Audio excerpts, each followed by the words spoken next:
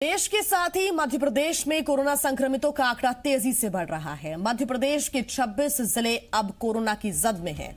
बुधवार को मध्य प्रदेश में कोरोना संक्रमण के 197 नए मामले सामने आए और इसी के साथ मध्य प्रदेश में कोरोना संक्रमितों का आंकड़ा 938 पर पहुंच गया है। गनीमत रही कि मध्य प्रदेश में बुधवार को कोरोना से एक भी मौत नहीं हुई। मध्य प्रदेश के अब तक इंदौर में अगर हम बात करें तो सबसे ज्यादा यहीं से मामले सामने आए हैं। 544 मामले हो चुके हैं अब तक इंदौर में।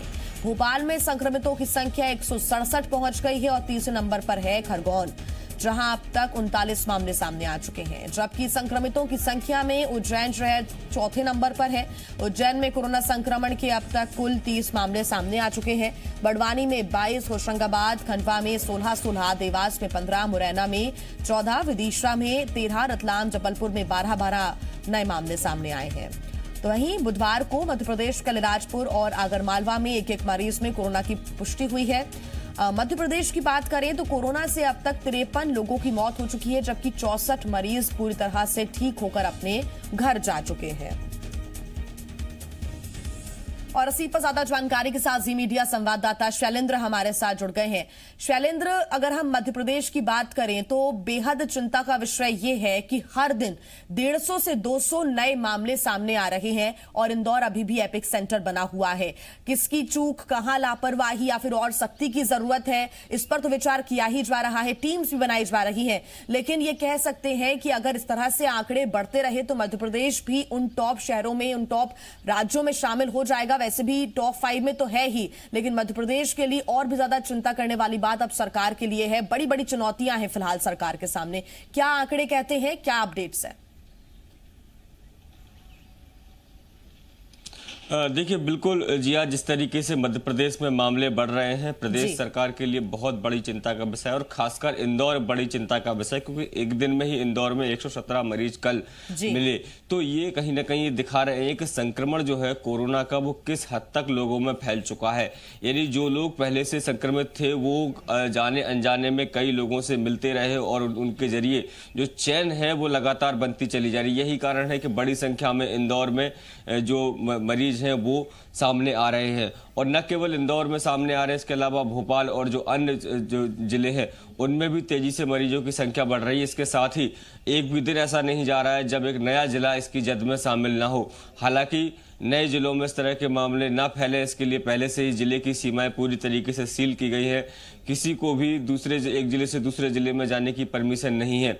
लेकिन उसके बावजूद भी जो नए नए जिले इसमें शामिल होते जा रहे हैं, ये प्रदेश सरकार के लिए बड़ी ही चिंता का विषय है। हालांकि 20 तारीख तक के लॉकडाउन को लिए पूरी तरीके से मध्य प्रदेश में व्यवस्थाएं की गई हैं और साफ तौर पर सभी कलेक्टर्स को और एसपीज को निर्देश दिए गए हैं कि किसी भी स्थिति में कोई ढील न दी जाए, बल्कि और सख्ती बरती जाए। शैलेंद्र, एक और बात बीच में मैं ऐड करना चाहूंगी, क्योंकि लगातार मध्य प्रदेश में यह भी सामने आ रहा है सरकार प्रशासन की तरफ से, साथ ही स्वास्थ्य विभाग की तरफ से सामने आया कि हम रोज जो सैंपल्स हैं वो भेज रहे हैं और ये बहुत अच्छी बात है कि जो सैंपल्स भेजने की क्षमता है उसको बढ़ाया गया है। और शायद यही वजह है कि ज्यादा आंकड़े मध्य प्रदेश से निकलकर सामने आ रहे हैं, क्योंकि बहुत ज्यादा सैंपल्स की जांच हो रही है। देखिए, बिल्कुल सही बात है। अगर प्रारंभिक की बात करें तो 100-150 केवल सैंपल लिए मतलब की जांच हो पा रही थी। लेकिन जिस तरीके से प्रदेश सरकार ने कोरोना को लेकर गंभीरता दिखाई और मध्य प्रदेश के न केवल भोपाल में बल्कि अन्य शहरों में, चाहे इंदौर की बात करें, रीवा की बात करें, ग्वालियर की बात करें या जो अन्य शहर है वहां पर भी जांच होना शुरू हुई है। जैसे ग्वालियर में ही 2 सेंटर हैं, भोपाल में भी ज्यादा सेंटर बनाए गए हैं जांच के लिए। तो जितने ज्यादा से ज्यादा लोगों की सैंपलिंग की जा रही है, ज्यादा से ज्यादा लोगों की जांच रिपोर्ट सामने आ रही है, तो ये कारण ये भी है और ये होना भी चाहिए। जिस तरीके से विपक्ष भी ये सवाल खड़े कर रहा था कि लोगों की कम जांच हो रही है, यही कारण है कि लोगों की मौत भी हो रही है। क्योंकि भोपाल में जिन लोगों की मौत हुई है उनकी कोरोना पॉजिटिव होने की पुष्टि बाद में हुई। तो कहीं ना कहीं ये लापरवाही है जिसको लेकर विपक्ष जो है सवाल उठा रहा था। तो अब जिस तरीके से जांच का दायरा बढ़ा है तो स्वाभाविक सी बात है कि मरीजों की संख्या भी बढ़ेगी। लेकिन प्रशासन हर स्तर पर अपने काम करने में लगा हुआ है, चाहे वो सैनिटाइजेशन करने की बात हो, लोगों को स्क्रीनिंग करने की बात हो हो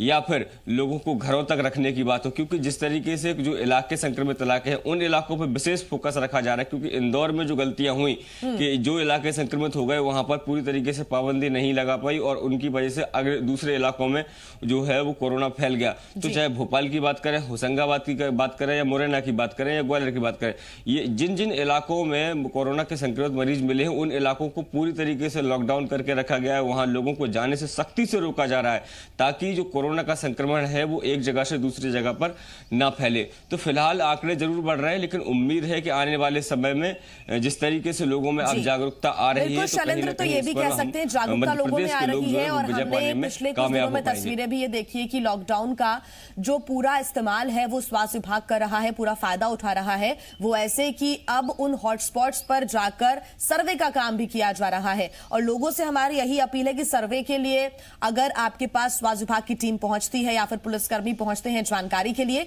तो उनका पूरा सहयोग करें। सही जानकारी देंगे तो ही कोरोना के खिलाफ जो जारी जंग है उसमें जीत सकेंगे। फिलहाल बहुत धन्यवाद आपका शैलेंद्र तमाम जानकारी के लिए।